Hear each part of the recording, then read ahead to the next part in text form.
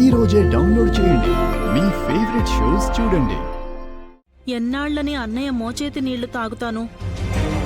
ఇల్లరికం ఉన్నంత మాత్రాన కళ్ళు మూసుకుని కాళ్ళు ముడుచుకుని మూలను కూర్చోవడం నా వల్ల కాదు.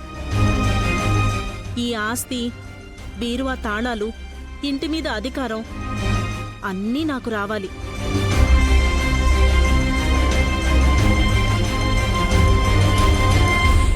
అమ్మా నువ్వు రాసుకోవే, నేనే చూడలేదు కానీ.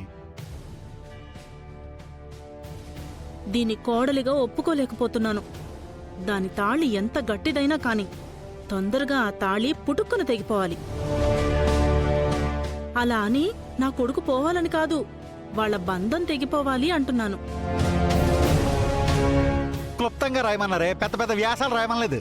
నన్ను రాయనిస్తారా? అలాగేలే. వీలైనంత తొందరగా వీళ్ళిద్దరిని విడగొట్టి దాన్ని వాళ్ళ నాన్నతో అమెరికా వెళ్లేలా చేయి తల్లి. అలా చేస్తే నీకు 101 టెంకాయలు కొడతాను. ఇట్లు నీ పరమ భక్తురాలు పద్మ.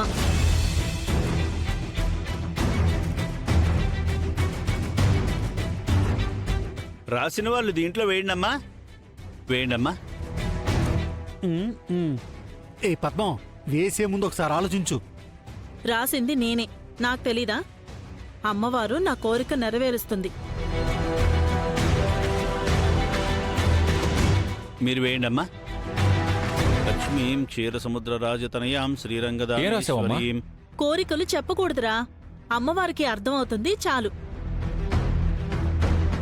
ఏమే, ఈ చీటీలు గోప్యంగా ఉంచరే పంతులు గారు.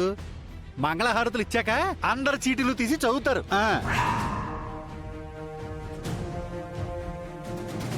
అలా ఎలా చదువుతారు? అవునే, అందుకే క్లుప్తంగా రాయ్ అన్నదే. నువ్వు నా మాట ఎక్కడన్నావు? పెద్ద పేపర్ తీసుకుని వ్యాసాలు రాసేసావు నువ్వు. అది ఇక్కడ ఆనవాయితీ పద్మ.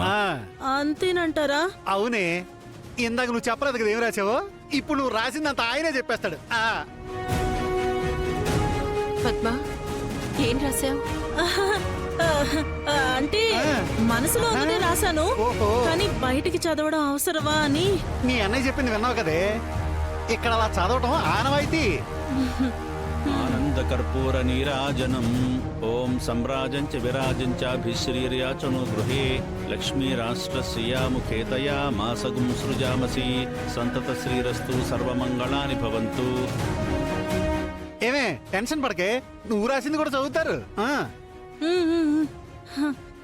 ఏంటత్తయ్య, మీరేం రాశారు? అంత కంగారుగా ఉన్నారు. పద్మపిన్ని కోరికలు బయటపడితే బాగోదని ఫీల్ అవుతున్నారేమో. నీరాజనానంతరం శుద్ధ ఆచమనీయం సమర్పయామి. నమః పార్వతీపతయే హర హర మహాదేవ. అయ్యయ్యో, నేను రాసిన దాంట్లో ఒక్క లైన్ చదివినా కూడా నన్ను చంపేస్తారు. నా మెళ్ళో ఈయన రూపు కట్టడమేమో కాని అన్నయ్య నాకు పాడి కడతాడు బాబోయ్.